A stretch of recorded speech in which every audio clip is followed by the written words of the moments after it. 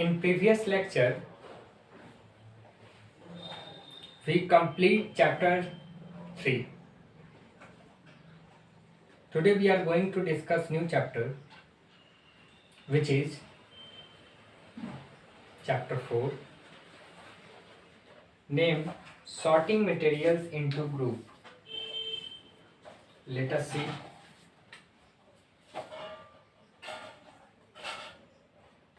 Chapter 4, class 6. Chapter name is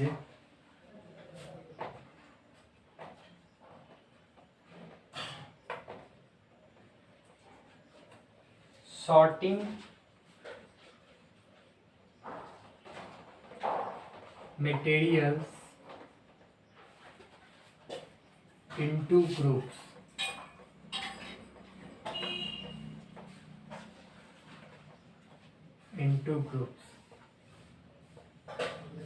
Okay, see. First of all, we need to know about materials. What is materials?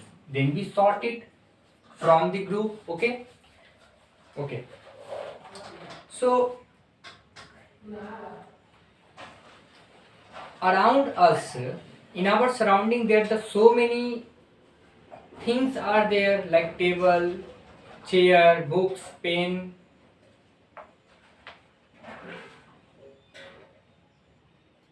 If we consider pencil, then it is made up of wood and also clay. A pencil is made up of wood and clay.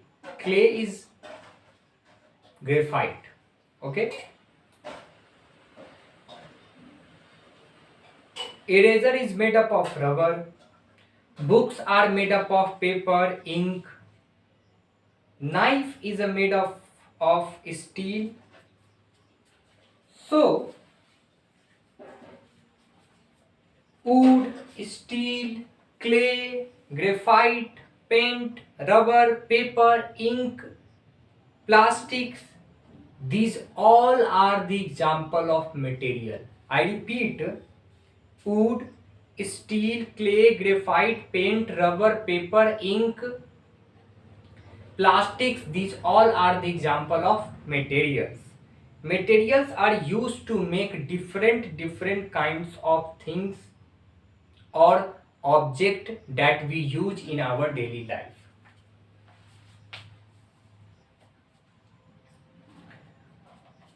Some materials can be used to make different kinds of things. For example, steel is used to make knife, utensils, cars, building bridges, etc. You have table 4.1 in which some materials are given like steel, wood, plastic, cotton, paper, leather. You need to write down the object made from these materials. Okay, so do this table in your notebook. Okay, let us proceed on second paragraph.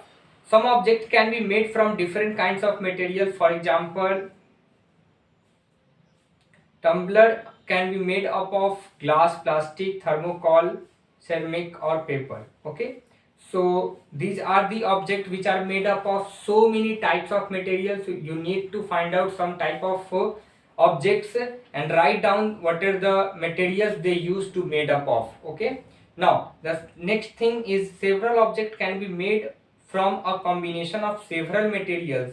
For example, your pencil or your notebook. Okay, we already discussed that our pencil is made up of graphite and wood, and our book is made up of paper, ink, okay, and many more things.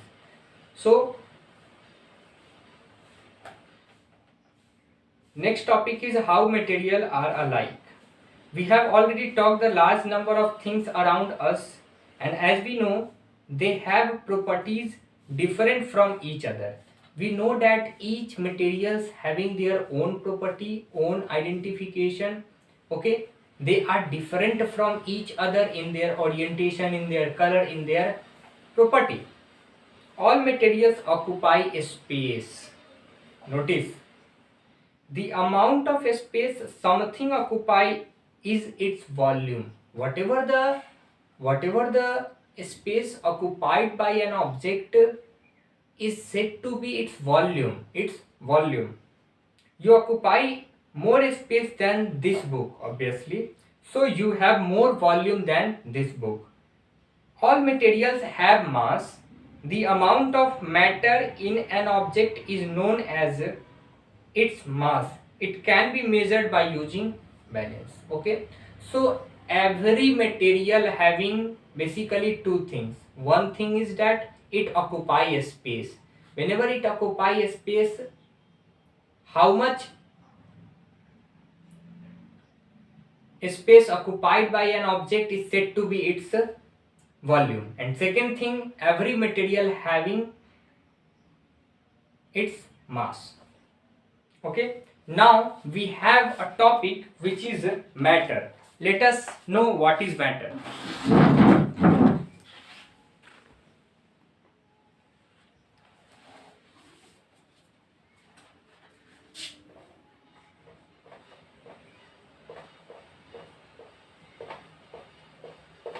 Matter: anything that occupies a space and has mass is known as matter.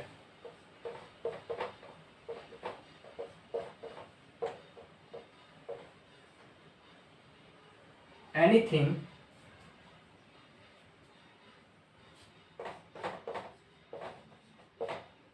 that occupies space and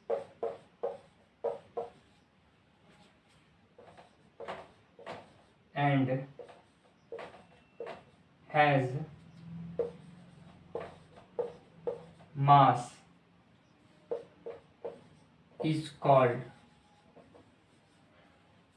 matter. Two things we need to understand. That first is occupies space. Occupies space means it considered to volume, and second is it having mass. Okay. The bones and flesh of your body, the clothes you wear, the food you eat, and the water you drink, the air you breathe, all are matter. Okay. Feeling of love, sadness do not occupy a space. They do not have any mass. So these are not matter. Okay. Radio, TV set, cell phones are matters because they have mass and they occupy space. Okay. Now the next question is, what is matter made up of? Okay, let us see.